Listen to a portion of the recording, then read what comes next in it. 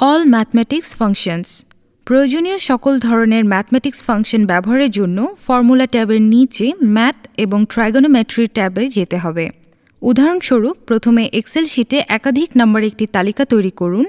এবার একটি ফাঁকা বক্স সিলেক্ট করুন।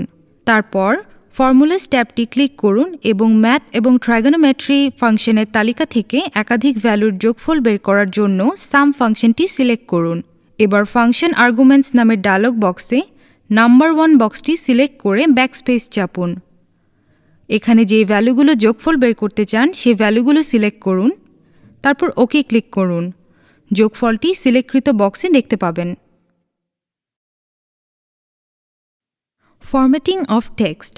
সিলেক্টেড টেক্সট ফরম্যাট করার জন্য এক্সেল শিটে ফর্মুলাস ট্যাবটি ক্লিক করুন। এবার টেক্সট বাটনটিতে ক্লিক করুন। এবার ব্রাউজ করে টেক্সট ফাংশনের তালিকা থেকে আপনার প্রয়োজনীয় ডায়লগ বক্সের নির্ধারিত স্থানে ভ্যালু বসিয়ে ওকে চাপুন। আপনার টেক্সটটি প্রয়োজন অনুযায়ী ফরম্যাট হয়ে যাবে।